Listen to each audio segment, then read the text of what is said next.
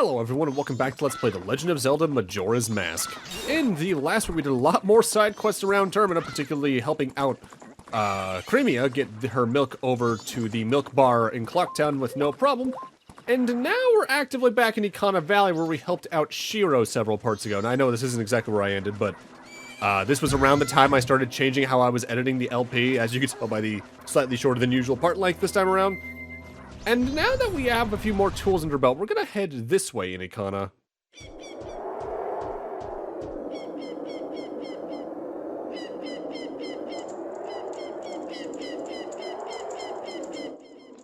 Welcome to Ikana Graveyard. You might notice there's even some style children around here, but I don't recommend fighting them for a couple reasons. You could have come here during the day, but you can't really get much done during the day, honestly. The door's locked, so no one must be home. And that's about right. Ye who awaken me, battle me, then I shall extinguish the furious flame. Well, the word awaken was read there for a reason. In front of this skeleton, you need to play the Sonata of Awakening.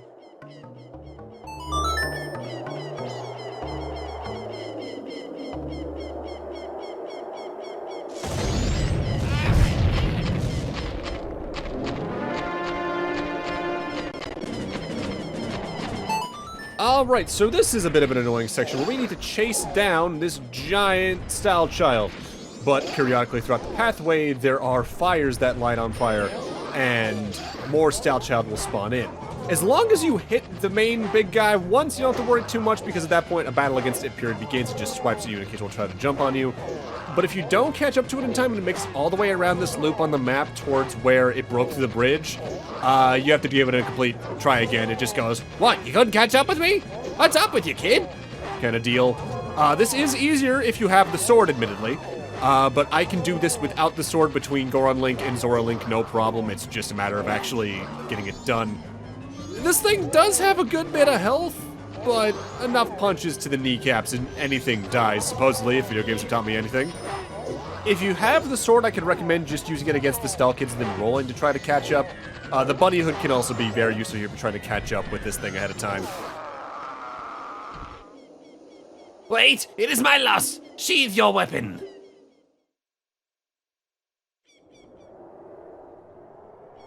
I commanded the Ikana army of the Ikana kingdom atop the hill. I'm called Skull Kita. Since being shamed by loss in a battle within my kingdom, I have waited here for one to come and awaken my soul. Young swordsman who's awakened and deftly defeated me, I shall rely on your power to fulfill my request. I ask you to take my soul, which rests in the fiercely burning flame, and convey my words to my men, who, even in death, remain loyal to me. Tell them the war has ended. Then I shall be able to drift quietly into sleep.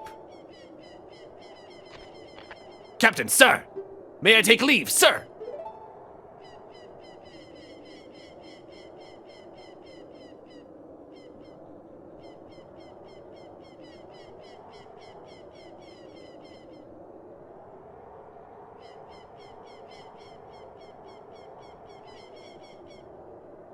Yes, sir!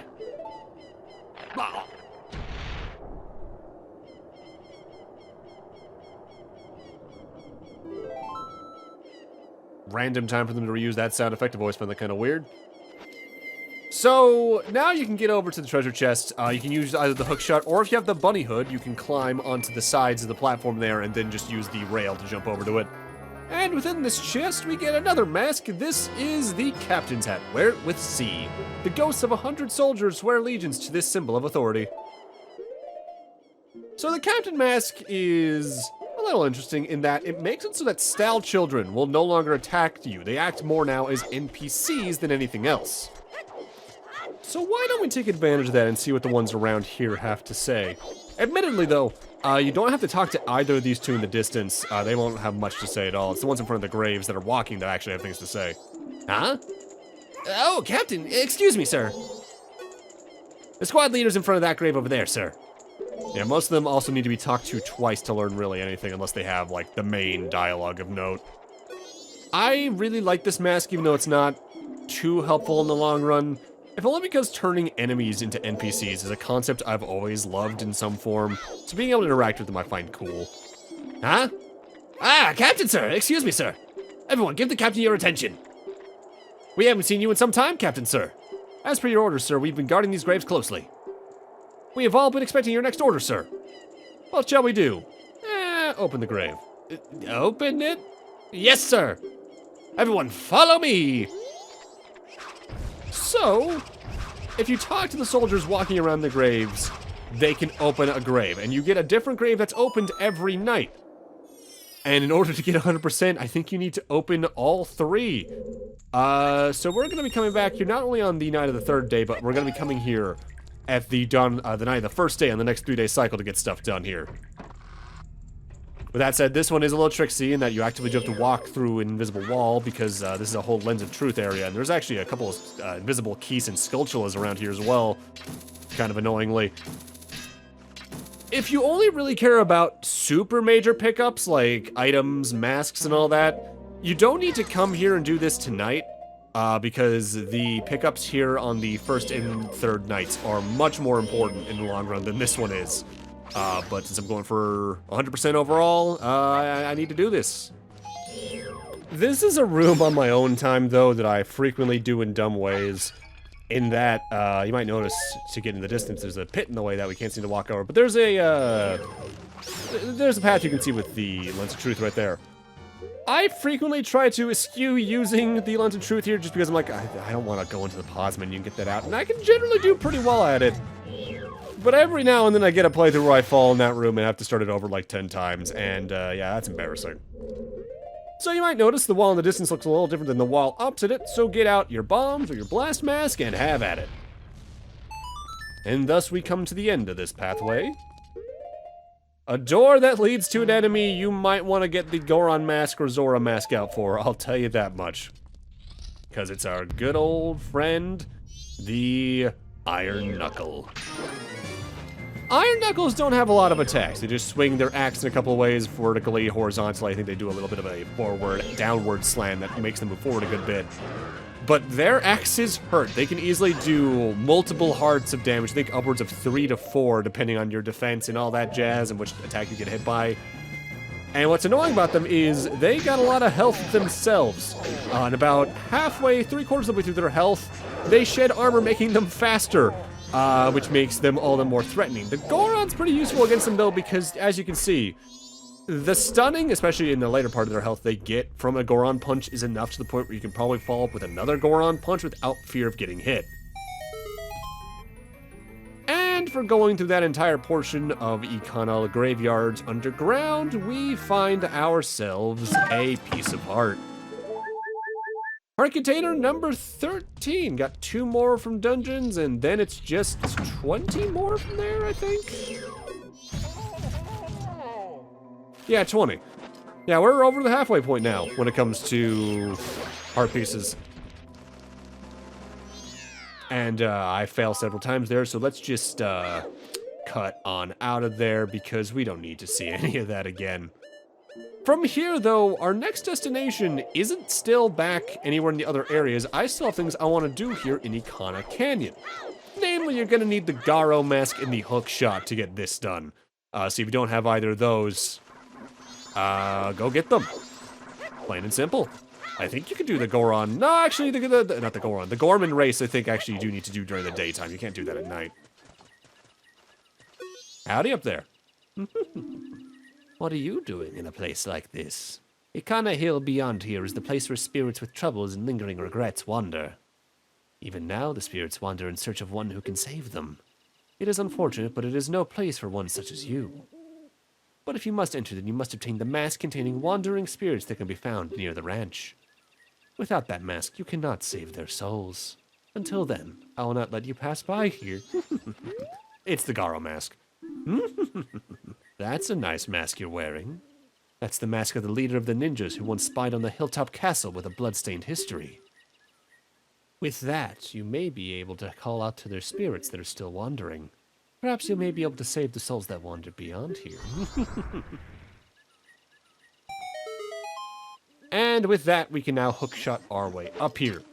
Technically, I could recommend not coming up this way until you've at least explored part of the Temple for Great Bay. But since I'm not coming here for a lot of steps at once, I'm fine with having to see that cutscene again down the line. Also, be careful of the bubbles here. If they hit you, like I said before, you get marked blue, and when you're blue, you can't dry your sword for a minute or two. There are ways like blue potions to clear this, but oh well. With that, not exactly the moodiest introduction to it, but welcome to Ikana Canyon proper, the main portion of the 4th section of the map. We'll be doing a lot in this area. Down the line, of course. But for right now, we just want to get out the title deed and the Zora mess because we can conclude that side quest finally in this sector. What do I title went off there? That's probably going to be important down the line. There they are, and you can even see the final heart piece over there. Thanks for stopping by. I'm doing business in this canyon. You should give up going to the far side of the canyon. That place is cursed. If you don't have something that drives away demons, they'll catch you. Rumor has it demons aren't afraid unless they see something that looks like same as themselves. Don't you need any blue potion in case you get cursed? One drink is 100 rupees. You can buy some here. I don't really need to use it, because this will be worn off by the time I have my sword again anyway. But let's turn into a Zora and talk to him again. Thanks for stopping by. You're from the ocean, aren't you? I'm here to sell blue potion. Actually, I want to do business in the sea breeze while listening to the sound of the waves. But to open a business in another place, you need to go through the proper channels first. Do you know what I mean? Yep, I've known what all of you meant. Oh, if that isn't an ocean title deed, let me have that. Please, if I have that, my dreams will come true. I'm not asking for it for free, I'll give you this. And for finishing off the side quest, you also get yourself a huge rupee worth 200. Ah yeah, the nut brown beauties are waiting. So I technically just wasted those 200 rupees by coming here with a full wallet, but oh well. We're already getting pretty close to the end of saving up rupees for that other side quest anyway, so it's not a big loss. And hey look, a rarity in this game, an empty C button. Goodbye. You know, I say that, but you can actively empty your C buttons in this game pretty consistently by using things like the title deed side quest and the curiosity shop on top of a couple other things down the line. So you can see empty C buttons very regularly in this game compared to Ocarina, where once you fill those C items, you're basically not seeing them empty, barring doing, like, the mask side quest at some point. Because there's not many things you actively give to NPCs otherwise in that game to, like, empty slots out. And even then, in the case of, like, the Big Goron sword side quest, when you trade one thing for another, you automatically get the other item usually put in the same slot. Oh, hi, Postman. How you doing? You could actually already have him in your bomber's notebook if you talked to him beforehand, but he's someone you probably talked to in your first 3-day cycle if you're exploring around not doing rupee grinding. Oh well, let's go deposit some money and do some rupee grinding. Oh, hey, it's the thief. This curiosity shop guy's taking advantage of me. I just want my fair share. I mean, he does pretty good prices for me. Mind you, I'm also depositing gold dust and probably not whatever you have. You wonder why I cut out that particular depositing? It's because I messed up and tried to withdraw rupees at first. I'm like, no, let's just skip straight to me depositing the rupee total. So, it's now time, because I don't have anything to do until the dawn of the 3rd day. Let's go get ourselves some more rupees. Best way, in general, at this point, again, is the Takuri. The best method for grinding rupees in the game, I know I've foreshadowed it several times already whenever I'm fighting the Takuri, but the best way to get it in a shorter time frame than this is by using another item we're not going to get until the 4th of the 4 main dungeons, on particularly the little crow enemies that are in the Ikana Canyon area, the Gways, or on bubbles. And you get 50 rupees every time you do that, if memory serves, so you can just kill 4 of them, get 200 pretty quickly, and then move on. And that's ultimately more efficient for your arrows as well. But since I have the time now that I don't have anything outright to do in, I might as well do it now. I will say, ultimately, this is probably the fastest I've gotten this side quest done in several years. Also, you may have noticed, the Takuri actively hit me there, so I lost one of my bottles.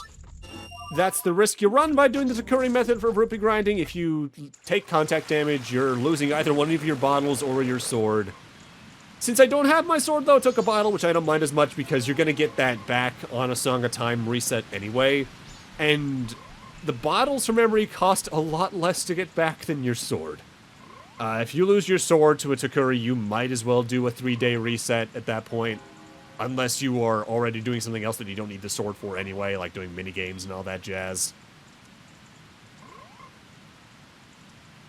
And thus, I wait for the dawn of the 3rd day, so let's just speed this up. Again, I probably could have done a little more rupee grinding in this, like, 3-minute span, but not a big loss at this point, because I'm almost done with rupee grinding anyway. Because we're well over the halfway point now with the heart pieces, we're going to be getting to the point where I just kind of have to wait because there's something else I can do. I kept you waiting, but it's done, see? And the razor sword has been strengthened. It's now a gilded sword. Newly forged, your sword is better than ever and will never break. There it is. We can't make a sword stronger than that. No matter how many times you use it, it'll never lose its edge. Try it. Oh, I used up most of the gold dust. Just a tiny bit was left, so I got rid of it for you. Oogo! Oogo, go, go. So the gilded sword never breaks, and it's even stronger than the razor sword. It's the equivalent of about 3 damage, and for that, it is really good. Always kind of felt they should have reversed these two swords design-wise, because the razor sword just looks so much cooler than the gilded sword, but we also have a lot more range with it. It's about the equivalent of the Master Sword versus the Kokiri Sword in Ocarina, which is pretty nice. If memory serves, we're also almost done with Snowhead Period. There's only, I think, 1 side quest we have to do left there. And since we're talking about old areas, let's actually head back to Southern Swamp. Woodfall in particular, I'm actually going to cut back to just outside the area where we first get to the temple. Right near where we actually learned the Song of Soaring in the N64 version, because you may have noticed if you looked around near the Deku Palace, there was a little building over here we never interacted with. That's because I waited until now for doing other side quests in a good fashion kind of reason. But with that, I'm going to need to end this off here. Thank you guys for watching, and in part 18, we're going to do a lot more side quests across Termina for the final day of this 3-day cycle before resetting finally. See you guys then. Also, you need fire arrows to get in here. Bye!